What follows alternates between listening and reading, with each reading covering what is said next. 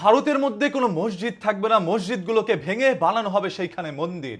এইভাবেই তারা কাজ করে যাচ্ছে। থাকবে না। তো হ্যালো গাইস, আমরা অশোকনগরে পাড়ায় পাড়ায় মোড়ে মোড়ে সব মন্দির করা শুরু করে দিয়েছি।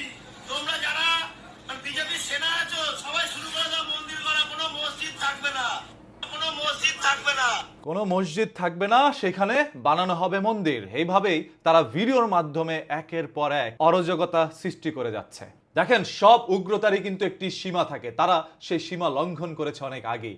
এরপরও তাদের বিরুদ্ধে কে কথা বলছে না, কথা বলছে তাদের পক্ষে। এই উগ্রতা আরো কতটা ভয়ঙ্কর হতে পারে চিন্তা করে দেখেন। ভারতের মধ্যে সবাই দেখেছিল জাতীয় নির্বাচন হয়েছে, তবে এটা জাতীয় নির্বাচন হয় নাই। ভারতের মধ্যে ধরেই নেওয়া যায় নির্বাচন হয়েছে শুধুমাত্র মুসলমানদেরকে উচ্ছেদ করার জন্য।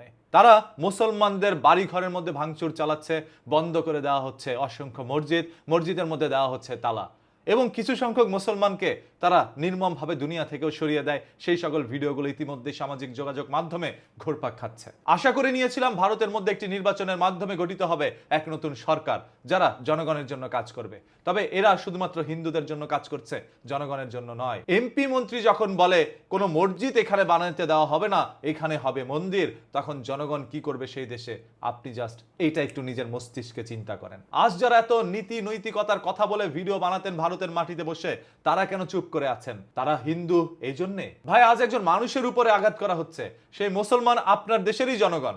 তারা উন্নয়ন করলে আপনার দেশের জন্য করবে এবং ক্ষতিগ্রস্ত হইলে আপনার দেশেরই হবে। সেই চিন্তা করে অন্তত পক্ষে তাদের পাশে দাঁড়ানো আপনার দরকার ছিল। জনগণ কিভাবে নির্বাচিত হওয়ার পরেই রাস্তার মধ্যে নেমে মুসলমানদেরকে খুঁজে বেড়াচ্ছে আর জয় শ্রীরাম বলে তারা চিৎকার করছে। আপনাদের একটা বিশাল বড় দল আছে, আপনাদের ধর্মান্ধ দল।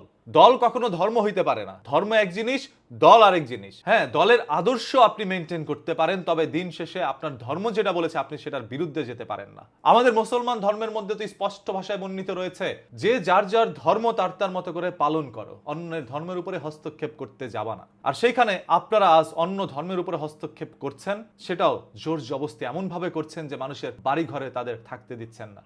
ছোট ছোট বাচ্চাগুলো বাসায় নিয়ে ঘুমোতে এখন ভয় পাচ্ছে মুসলমানরা। এই হচ্ছে ভারতের উগ্রতা। ভারতের এই উগ্রতা এত পরিমাণ বেড়ে গিয়েছে যেটা অনেক আগেই লিমিট ক্রস হয়ে গিয়েছে। তারপরে সরকার এখন পর্যন্ত কিছু বলে না, সরকার তাদেরকে আরো সাহায্য করে যাচ্ছে। তাহলে কে কথা বলবে ওই সকল সুবিধা বঞ্চিত মুসলমানের পক্ষে? যারা এই কথা বলছে তাদের বিরুদ্ধেই যেন একটি গভীর ষড়যন্ত্র চলে। এই বাংলাদেশের মাটিতে যদি আজ কোনো হিন্দু ভাইয়ের এরকম ঘটনা ঘটতো, হিন্দু বাড়িতে এরকম কোনো দুর্ঘটনা ঘটতো, তাহলে দেখতেন পুরো ভারত জাতি যেন উত্তাল হয়ে পড়তো। তবে আজ যখন মুসলমানের উপরে ধৌলো করা হচ্ছে, তখন কেউ কথা বলছে না। আর কথা না বলার কারণেই তারা এই সাহসগুলো পাচ্ছে। এটা তো সাহস নয়, এটা হচ্ছে দুঃসাহস।